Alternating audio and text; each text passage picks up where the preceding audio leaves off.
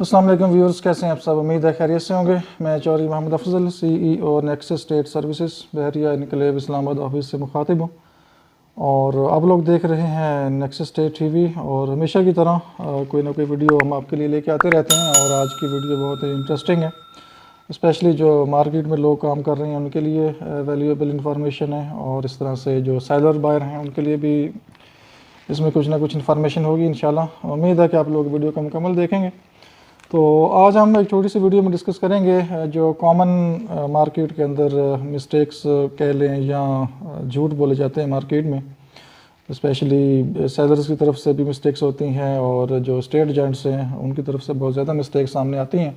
तो वो क्या क्या मिस्टेक्स हैं उनको थोड़ा सा आइडेंटिफाई करेंगे और रिक्वेस्ट भी करेंगे कि मार्केट को एक अच्छी तरीके से चलाने के लिए और एक फेयर मार्केट कायम करने के लिए इन चीज़ों का ख्याल करें। और जो जो डीलर हजरात वीडियो को देखें तो उनके लिए भी इसमें इंफॉर्मेशन है, वो भी कोशिश करें कि इन चीज़ों से अवॉइड करें। और जब भी उनके अपने क्लाइंट हैं, इन्वेस्टर हैं, क्लाइंट उनके पास आते हैं तो कम से कम उनको जो सही इन्फॉर्मेशन है वो पास ऑन करें। ठीक है, तो चलते हैं इसमें। जो मिस्टेक्स हैं या झूठ कह लें, कोई ऐसा लफ्ज़ है कि जो कि थोड़ा अजीब सा भी लगता है बोलते हुए, लेकिन ये कि एक चीज़ को आइडेंटिफाई करना है तो इसलिए उसको डिस्कस करने में कोई ऐसी कोई मेरे ख्याल है कोई हर्ज नहीं है।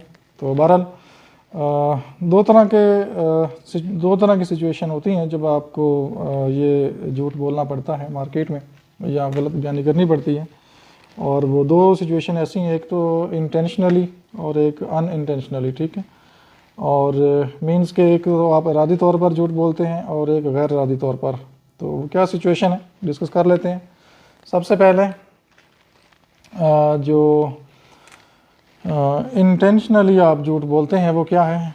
अगर क्लाइंट ने आपको प्लाट नंबर बता दिया है जी, फॉर एग्जांपल सेक्टर F है, सेक्टर नंबर 1 है और प्लाट नंबर अज्यूम कर लेते हैं कोई भी है, उसमें 35 नंबर है फॉर एग्जांपल। ठीक है, तो आपसे जब बायर प्लाट नंबर पूछता है तो आप उसको 35 एग्जैक्ट नहीं बताते, आप उसको बता देते हैं जी 37 है, 38 है, कोई आगे नंबर करके बता देते हैं। ठीक है, लेकिन आप अपनी तौर पर एक सेफ साइड से खेल रहे होते हैं जो मार्केट की सिचुएशन है, क्योंकि अगर आप डायरेक्ट नंबर बता दें कि किसी भी बायर को, या सम टाइम कुछ ऐसे सिचुएशन है मार्केट में किसी के पास कोई डाटा होता है तो वो नंबर डायरेक्ट मालिक का निकालते हैं फिर कॉल करते हैं, तो आप इस सिचुएशन से अवॉइड करने के लिए आप नंबर आगे पीछे कोड कर देते हैं। ठीक है, तो ये एक आप एक तरह का झूठ बोल रहे होते हैं मार्केट में भी और अपने तौर पर भी एक ये गलत बयानी आप कर रहे होते हैं, लेकिन महसूस नहीं होता।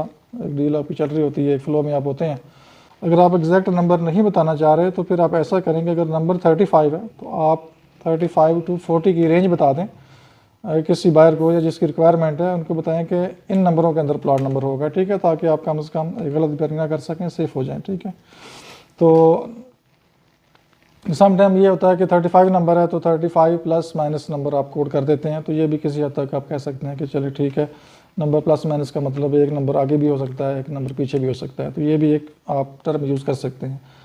और बेस्ट ये है कि जो नंबर है उस रेंज में आप एक 5-10 प्लॉट की एक रेंज बता दें। 35 नंबर है तो आप कोड कर दें 34 से लेकर 45 नंबर्स के बिटवीन कोई नंबर है। ठीक है, तो जब कोई टोकन बयान आएगा, कोई सामने पार्टी कंफर्म होगी तो फिर हम एग्जैक्ट नंबर भी कोड कर देंगे। इस तरह करके आप बात कर सकते हैं। ठीक है, और सेकंड नंबर पे ये होता है कि आप प्राइस रॉन्ग बताते हैं। अगर मालिक ने आपको बताया है जी मेरे प्लॉट की जो प्राइस है डिमांड 1,40,00,000 है, तो डीलर समटाइम क्या करता है जी, डिमांड 1,45,00,000 या 1,50,00,000 कर लेता है और कहता है जी मालिक की ये डिमांड है। तो ये भी एक गलत बयानी है, गलत चीज़ है।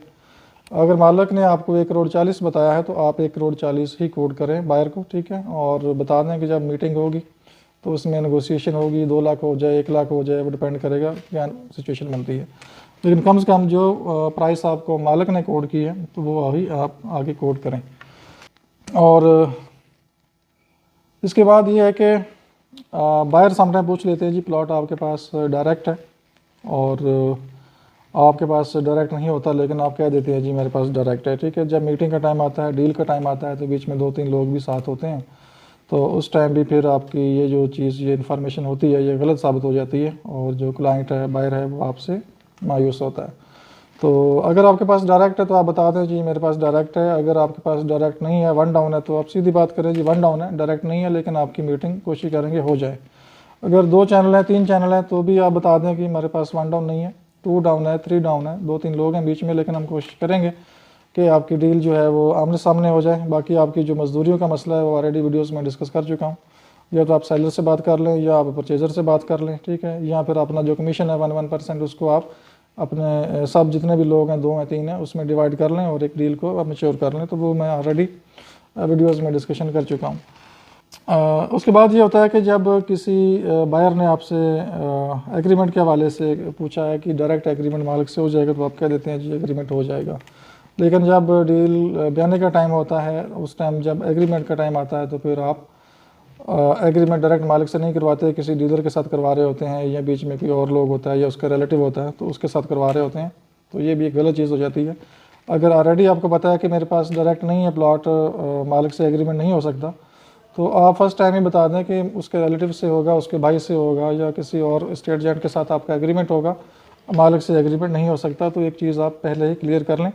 ये छोटी छोटी मिस्टेक्स हैं, गलतियां हैं, जो कि आपके तो खैर बिज़नेस करते इतना महसूस नहीं होता, लेकिन ये जो गलतियां हैं ये आपकी काउंट हो रही होती हैं और ये गलत चीज़ें काउंट हो रही होती हैं। और अल्टीमेटली दुनिया में तो खैर नहीं, लेकिन आखिरत में तो इसका आपको हिसाब देना पड़ेगा, जो कि ये डेली मिस्टेक्स हम कर रहे होते हैं, कुछ इंटेंशनली और कुछ अनइंटेंशनली, ठीक है।